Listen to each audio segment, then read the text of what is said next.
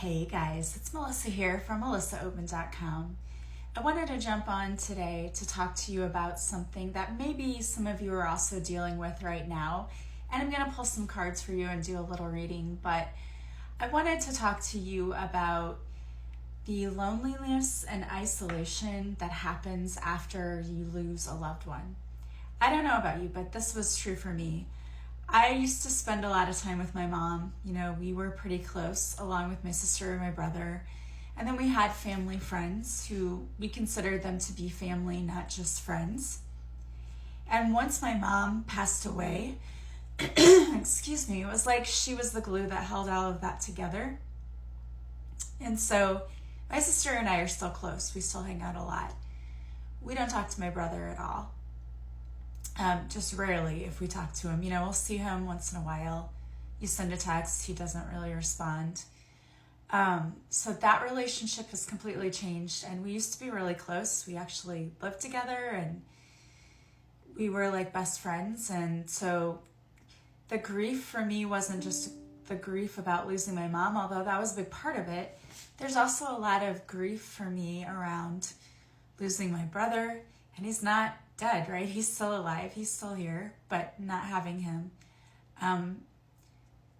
There's grief around the friends that I used to have because I thought I was a part of that friend group. And then once my mom passed, I realized that I wasn't. And there's an age gap. So that's probably part of the reason, but it's still, it's hurtful. And it's sad. When you grieve someone who lost, sometimes you're not just grieving the actual loss. You're grieving the loss of your life, the way it used to be. And it's an opportunity for you to, make a new life for yourself. But it doesn't take away the sting, the hurt, the pain that's caused from the life that you no longer have. And so maybe some of you are feeling that if you're experiencing grief. I know today, for me, has kind of been a sad day. I have days where there are a lot of times when I'm just by myself because my children are grown. I talk to them, but they're grown. They're out on their own. They live, at a distance. And we're close, but they're not physically here. And the people that I used to hang out with all the time, I don't. So that is something that I am going through right now and struggling with is how do you pick up and rebuild?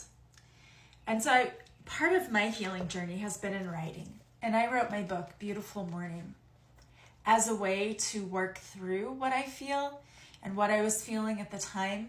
But grief is not linear. Grief doesn't expire. It doesn't expire. It doesn't have an expiration date. So you may feel like, oh, I feel better. I've healed. And then you have days like this.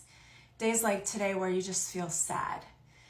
And that's kind of what I'm experiencing right now. And so if you're feeling that way, and if you're experiencing grief, and grief can be over anything. It doesn't have to be over the physical death of someone.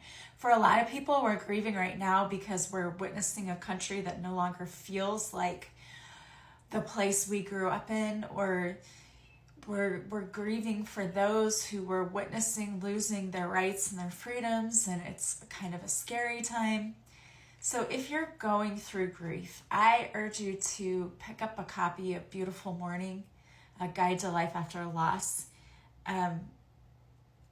There are so many tips and tools in this book to help you work through it, but more than anything, it's a place for you to read and realize like you're not alone. Because I know today felt very lonely and like I was alone, even though I know I'm not alone. So sometimes just having other people to grieve with and to hear other people's stories is a great way to work through what you're feeling yourself. So I thought today what I would do is to pull some cards for you from the Talking to Heaven deck by James Van Praagh. So if there's someone that you're missing right now, they may not even be physically dead, right? I grieve for my sibling because I don't know the person that this person has become anymore. And I am definitely not close to him, and I don't even know what goes on in his everyday life. And that's sad. It's very sad. But it's a very real thing, and it's a very real part of life. And you can't make people want to be a part of your life if they just don't want to. And I think for him, it's part of his own grief that being around us reminds him of my mom who's not here. And I think that's part of why he's doing what he's doing. I don't know. I can't speak for him. I can only say that probably one of the most difficult things you have to do is to grieve for someone who's still living. And if you're dealing with that, I talk about that in my book too. But I thought I would pull some cards. So think of a person you'd really like to get a message from today. And we're going to see what messages want to come out. So we have, it's not your fault. Maybe some of you are blaming yourself either for not reaching out to someone, or maybe because you didn't feel like you were there for them in their time when they passed, or, this could be so many meanings, especially because it's collective, so take it how it resonates. But they're not blaming you. It's not your fault. And there is no time where I am. Time is only on earth. So even though we feel the hole that the person leaves, they don't feel that, because there is no time where they are. And in the blink of an eye, we'll be there with them again. And we have tears cleanse the soul. So maybe some of you really need to sit down and cry and just feel what you're feeling and experience that. I'm a stuff down my emotions person from way back because, my mom always used to say, and I think this was every Gen X parent. I don't think she's a bad parent for having said it, but if you cry, I'll give you something to cry about, or don't cry, or I'll give you something to cry about. There's so a Gen X parenting thing, at least mine. And so I think sometimes I unintentionally try to stuff down feelings, but it's really important to feel them because emotions are energy in motion, and it's feelings that need to be processed and then worked through so they don't get stuck in you. And then you had, if I had only known then what I know now, I would have lived differently. So someone's really in regret. And this could even be someone who's still here. But there's a lot of regret here for wishing that they had lived their life in a different way. Maybe that's that they wish they had told you they loved you more, had been there more. However that resonates for you. But then they also have believe in yourself. You can do it. So someone's cheering you on from the other side, and they want you to believe in yourself, which I love. I love that they're doing that. And I had to leave that way. We don't always understand why things happen the way they do when we're here on this earthly plane, but we all do, and in my opinion, make agreements to come here and to experience certain things. And I know I'm going to have people in the comments saying, no, I didn't. I wouldn't agree to do this. You did. I promise. We don't feel the feelings we feel on earth over there.